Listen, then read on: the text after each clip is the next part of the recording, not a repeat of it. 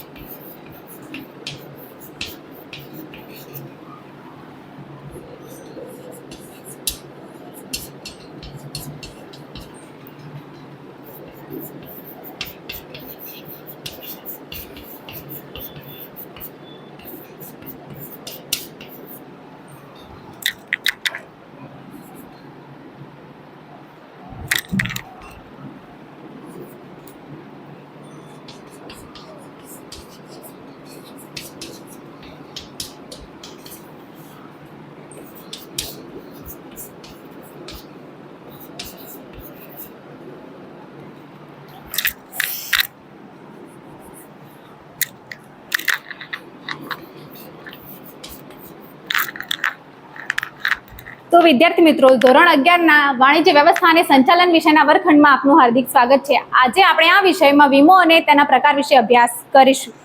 વીમો એક આર્થિક સુરક્ષા યોજના છે. તેમાં વ્યક્તિ એક નિશ્ચિત રકમ વીમા કંપનીને ચૂકવે છે અને તેના બદલામાં વીમા કંપની ભવિષ્યમાં આવનારા નુકસાન અથવા ખતરા સામે આર્થિક સહાય પૂરી પાડવાનું વચન આપે છે. વીમો એટલે વ્યવસ્થા છે.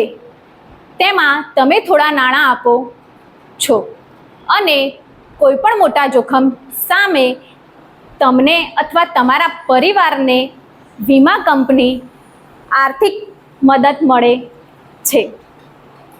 આમ વીમાના લેખિત કરારને વીમાની પોલિસી તરીકે ઓળખવામાં આવે છે. પરંતુ વીમો જોખમ પેદા કરતો નથી. એટલે કે વ્યક્તિ પર જે ખતરો આવવાનો હોય તે તો આવે જ છે,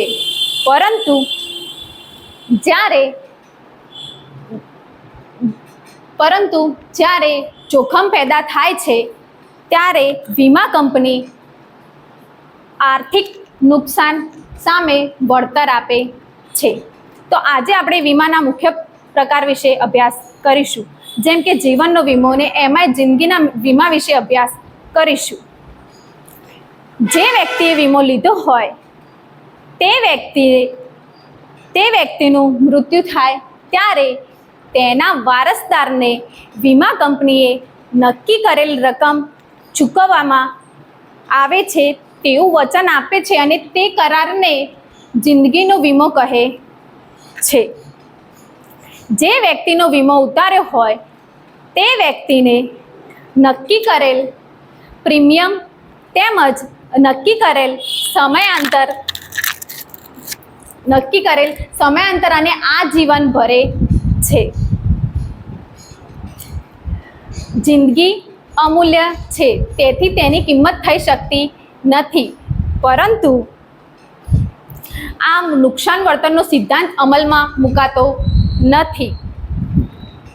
જ્યારે વ્યક્તિનું મૃત્યુ ના કારણ શંકાસ્પદ ના હોય તો વીમા કંપની નક્કી કરેલી રકમ પૂરેપૂરી ચૂકવવામાં બંધાયેલી હોય છે. તો વિદ્યાર્થી મિત્રો, હવે હું તમને કેટલાક પ્રશ્નો પૂછીશ. જેને આવડે તે હાથ ઊંચો કરી પૂરા વાક્યમાં જવાબ આપવા પ્રયત્ન કરશે.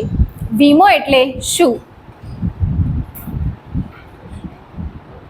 બોલો. વીમો એક આર્થિક સુરક્ષા યોજના છે. પૂરા વાક્યમાં જવાબ આપો. વીમો એટલે આર્થિક સુરક્ષા યોજના પૂરી પાડે છે અને નિશ્ચિત રકમ. સરસ, બેસી જાઓ. જિંદગીનો વીમો એટલે શું? બોલો. જે વ્યક્તિએ વીમો લીધો હોય ત્યારે વારસદારને વીમા કંપની રકમ આપે છે તેને જિંદગીનો વીમો કહે છે.